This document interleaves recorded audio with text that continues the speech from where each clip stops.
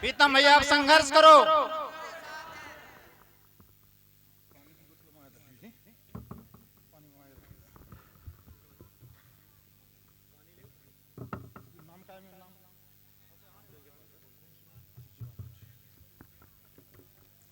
भारत माता की जय भीम, जय संविधान, जय बाबा साहेब की।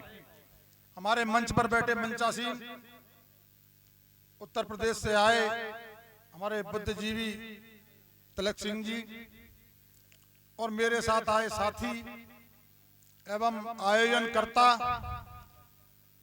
और मेरे सामने बैठे बुजुर्गगण, माताएं, बहनें, नौजवान साथी, बच्चे बच्चियां, सबको प्रणाम करता हूं, प्रणाम स्वीकार करता हूं। क्या है कि बहुत देर हो गई आपको बैठे बैठे, अब सर्दी नहीं रही है, अब धूप आ गई है। मैं देख रहा था हमारे भागीरथ भैया बार बार कह रहे थे कोई उठना नहीं, उठना नहीं, उठना नहीं, बैठना, भैया के भाषण सुन के जाना।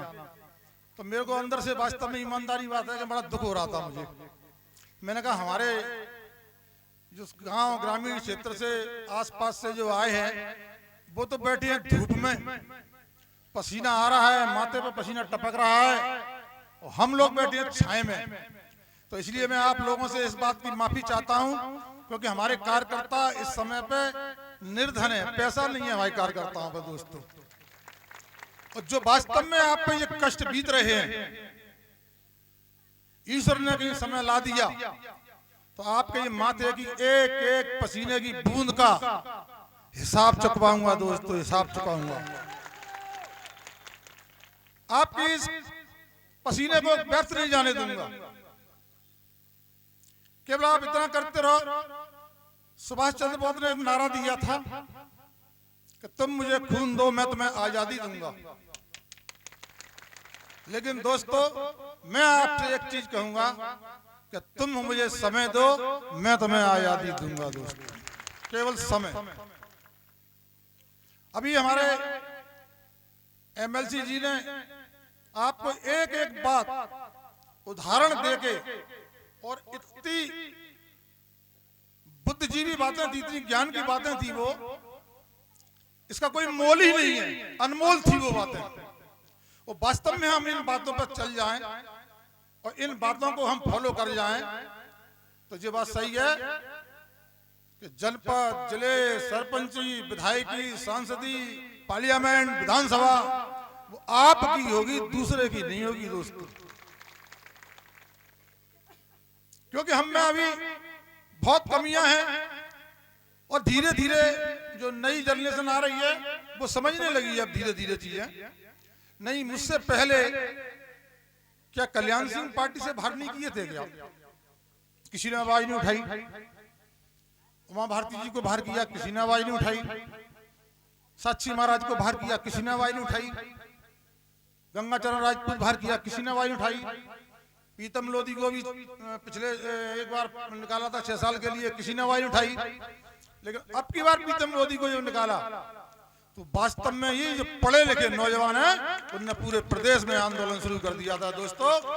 इस आंदोलन से सारी पार्टियां घबराने लगी। सब पार्टियां मेरे को न्योता दे रही हैं, निमंत्रण आ रहे हैं। जो भी पार्टी जितनी भी है देश के अंदर, सबके निमंत्रण आ रहे हैं। मेरा भेजा काम नहीं कर रहा है कि इधर को जाऊं, इधर को जाऊं, इधर को जाऊं, कि इधर को जाऊं। केवल बात आप पे डटी है, केवल पिछोर पे डटी है। जो चीज पिछोर निर्णय लेगा मैं उसको फॉलो करूंगा दोस्तों। क्योंकि पिछोर से मेरे संबंध वैसे नहीं रहे हैं, मेरे से अंदर दिल के संबंध बन गए हैं पिछोर वालों से। जहां मेरा वोट नहीं, रिश्तेदारों का वोट नहीं, परिवार का वोट नहीं। 12 दिन में मुझे 72,000 वोट दिया था मेरे दोस्तों, मैं उसका कायल हूं। दूसरी बार फिर लड़ा। अगर 72 से कम होते तो मैं समझता यहाँ की जनता मुझे स्वीकार नहीं कर रही है, लेकिन 72 की जगह 90 दिए दोस्तों। मैं इसका कायल हूं दोस्तों। मैं बहुत से बुद्धिजीवी लोग, बहुत से नेता लोग मुझसे कहते हैं जितना प्रीतम भाई तुम वहां मेहनत करते हो इतनी कहीं ग्वालियर के आसपास में कर लेते, अब ये विधायक हो जाते, मंत्री हो जाते। मैंने आपकी बात सही है, हो जाता। लेकिन जिनने मुझे 72 दिए, फिर 90 दिए, उनका मैं दिल कैसे तोड़ सकता हूं। मैंने विधायकी बहुत छोटी होती है, मंत्रीपद बहुत छोटा होता है, लेकिन ऐसे लोग चाहने वाले बहुत कम होते हैं दोस्तों, बहुत कम होते हैं। मेरे को सारी समाजों ने मुझे चाहा, सारी समाजों ने मुझे आशीर्वाद दिया। सोचो थोड़ी देर के लिए आप क्या लेके आए हो, थोड़ा दिमाग से सोचिए, हम क्या लेके आए हैं और क्या लेके जाएंगे। कोई लेके आया है? नहीं। कोई लेके जाएगा? नहीं। मेरे भाइयों, थोड़ा दिमाग पे जाओ, घर छोड़ दो, खलियान छोड़ दो, खेत छोड़ दो, परिवार छोड़ दो, रिश्तेदारी छोड़ दो, थोड़ा दिमाग पे जाओ। हम कुछ लेके नहीं आए हैं, ना ही कुछ ले जाएंगे दोस्तों। मैं भी पिछोर में आया था, क्या लेके आया था और क्या लेके जाऊंगा? आपने कभी सोचा? 3 विधानसभा हारा हूं, 1 जिला हारा, 1 पार्षदी हारा। मैं जहां भी लड़ता हूं मुझे अभिमन्यु की तरह चौतरफा से घेरा जाता है दोस्तों। उन्हें पता है कहीं प्रीतम लोधी जीत गया और विधानसभा पहुंच गया, सांसद पहुंच गया, तो हम लोगों का क्या होगा। इन लोगों को 30 साल का हर्जाना देना पड़ेगा। 30 साल बहुत होते हैं दोस्तों, और मैं निकाल लूंगा 30 साल का हर्जाना, ये आप भी जानते हो मेरे भाइयों कि निकाल लेंगे। इसलिए मैं कह रहा हूं दोस्तों, मैं क्या लेके आया था पिछोर में, क्या ले जाऊंगा? हाँ, मैं कुछ लेके आया था और कुछ ले भी जाऊंगा मैं दोस्तों। मैं जज्बा लेके आया था तुम्हारी विधानसभा में, अब मैं चाहता हूं कि तुम्हारा आशीर्वाद और तुम्हारी दुआ लेके जाऊं दोस्तों। मैं आपके संशोधन से ही काम करूंगा। मैं कहीं भी चली जाऊं, किसी भी पार्टी में चला जाऊं, कई जगह लोग बहुत हल्के में उठाते हैं।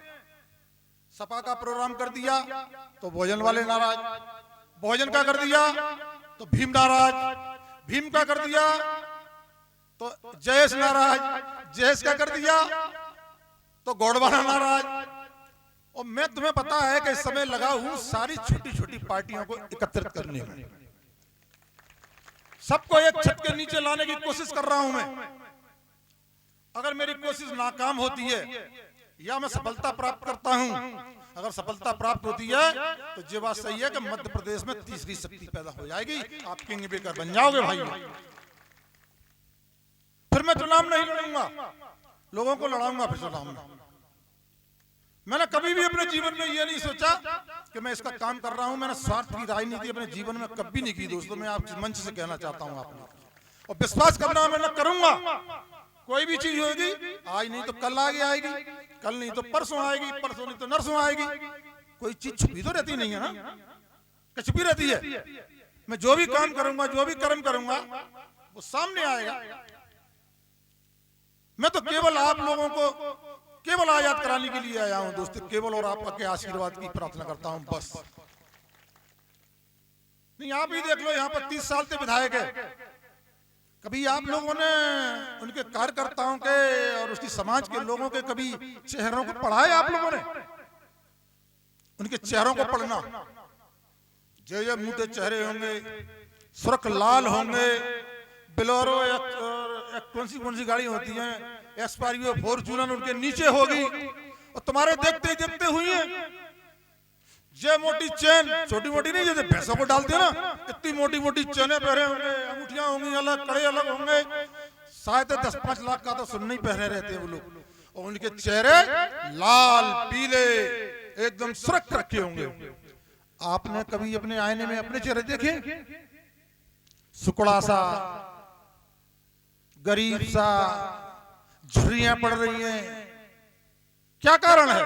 इंसान वो भी हो, इंसान आप भी हो। क्या कारण है भैया ऐसा कि वो लाल पीले बढ़िया खुल रहे हैं, बढ़िया गाड़ी में घूम रहे हैं, तुम पैदल घूम रहे हो, खाने को नहीं है? फर्क है दोस्तों। तुम आधा तो चिंता में घुर जाते हो, मेहनत में घुर जाते हो। शाम को क्या खाना है, सवेरे क्या करना है, दिन में मेहनत करते हो। बच्ची बड़ी हो गई है, शादी करानी है, पैसा कहां से आएगा, बच्चा कैसे पढ़ाऊं, बीमारी आ गई तो पैसा कहां से लाऊं, इस चिंताओं में आप पे लालाई नहीं आती है दोस्तों। उन पर लालाई इसलिए उनको चिंता ही नहीं है। मैंने अपनी आंखों देखा हाल बता रहा हूं आपको, अपनी आंखों देखा हाल मैंने अपनी आंखों से देखा है और तुमने भी देखा है वो, लेकिन कह नहीं पाओ, बात एक अलग है। मैं बड़ा भाई किसको बोलता हूं, सबको मालूम है। मैं स्वर्ण समाज के लोगों को बड़ा भाई बोलता हूं। पिछड़े वर्ग को मैं बीच का भाई, बजला भाई बोलता हूं। और SC ST को मैं सबसे छोटा भाई मानता हूं, बोलता हूं। बड़े भाई कभी तहसील में चक्कर काटते देखे तुमने? बड़े भाई कभी पटवारी के यहाँ जाते देखे तुमने? बड़े भाई कभी बैंक में पैसा लेन में लगते देखे तुमने कभी? बड़े भाई थाने में जाते देखे तुमने कभी? कभी भी थानों पर नजर डालना, तहसीलदार के नजर डालना, पटवारी के नजर डालना, कभी जेलों पर नजर डालना, कभी थानों पर नजर डालना, कभी SDM के नजर डालना। तुम लोग सुकड़े से और हाथ जोड़े खड़े खड़े मिलते हैं मेरे को, और उनके काम टेलीफोन करते हैं, फाइल घर पे आती है और घर बैठकर उनके काम होते हैं दोस्तों। तो तुम लोग ऐसे ही गिड़गिड़ाते रहोगे, थानों के चक्कर काटते रहोगे, SP के चक्कर काटते रहोगे, वकील के चक्कर काटते रहोगे, पूरा जिंदगी चक्कर काटते काटते, हाथ जोड़ते जोड़ते, पांव पड़ते पड़ते तुम मर जाओगे दोस्तों, नहीं कर पाओगे वो चीज। और मैं आपको ये चीज बता देना चाहता हूं, केवल एक बार आप पिछोर विधानसभा का गढ़ तोड़िए। मैं आपसे वादा करता हूं, यहां से बोल रहा हूं कि जो चीजें उनकी घर बैठे होती हैं वो चीजें आपके घर पर बैठ के होंगी दोस्तों।